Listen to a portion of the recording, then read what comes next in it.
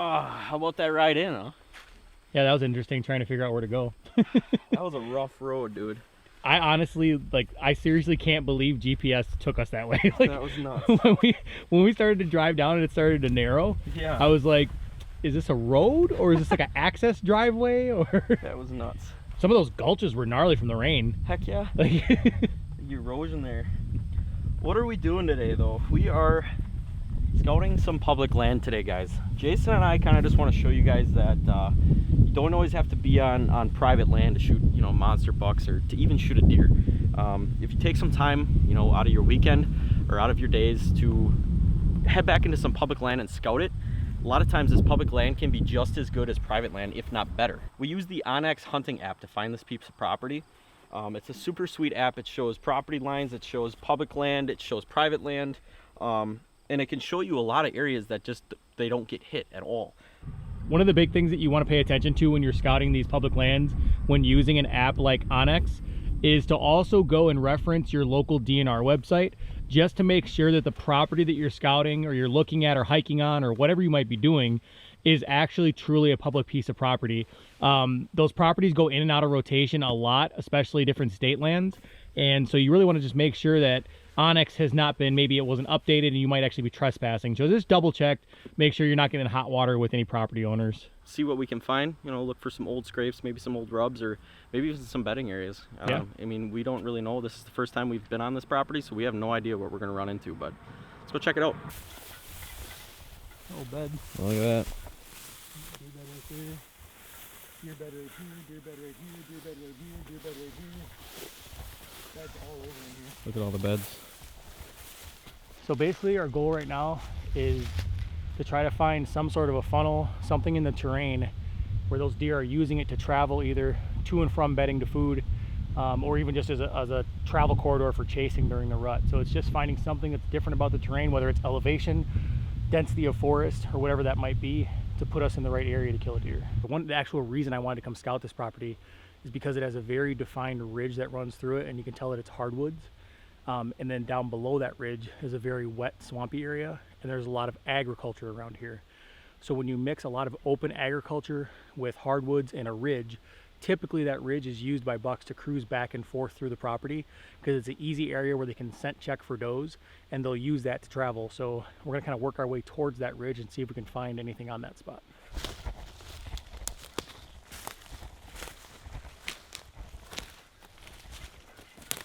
Lots of new growth in here, though, huh?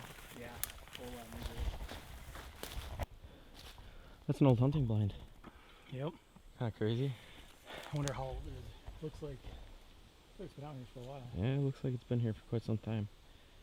We actually just made it to the top of this ridge. Well, almost. We're almost to the peak. Looks like another third probably. Yep.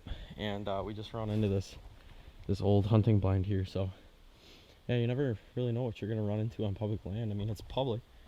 Anybody can So come you never, here, yeah, you never know what's gonna be here. It looks like it was set up as almost like a teepee style, but you can see a lot of the stuff broke off and fell in. Right. On the way up here, I was looking for like rubs and stuff. I really didn't see too much. I didn't see anything either. There were a couple of deer tracks on that trail that we walked in, but as far as deer traffic, I haven't seen a whole lot. No, I definitely haven't seen anything that makes me go wow yet. That's Right, for sure. right. Not necessarily going out and looking for like the best spot in the world. You're essentially, it's kind of like fishing a tournament. You're eliminating water, you're eliminating woods. You're Right. eliminating stuff that you know you will not hunt. So that's kind of the goal. It's not necessarily to find the honey hole, but eliminate stuff that you don't even want to be on. First sign right here. Looks like an old rub. Definitely a rub though. Yeah. Well, that's the first sign of a deer up here. To start. Well, we're kind of this ridge. On this side where we came in, there's a sorghum field, there's a waste field.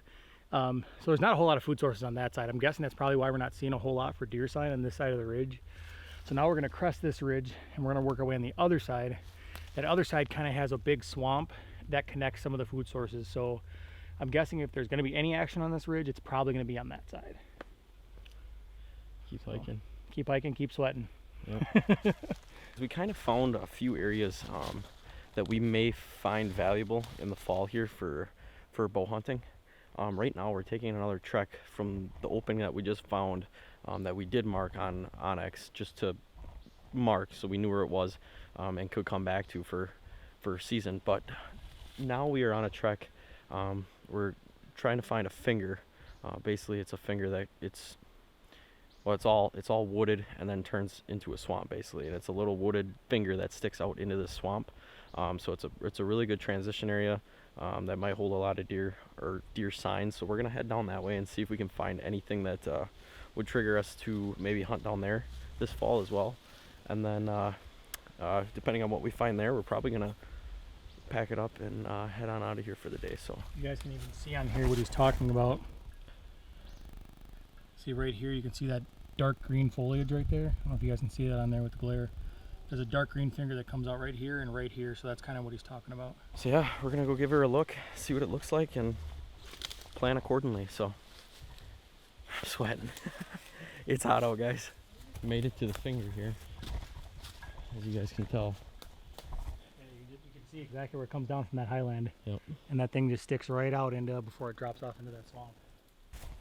The key is to kind of take a look on this finger, because this would be a good travel corridor to see if there's any rubs anywhere on here from them coming in and out of that swamp.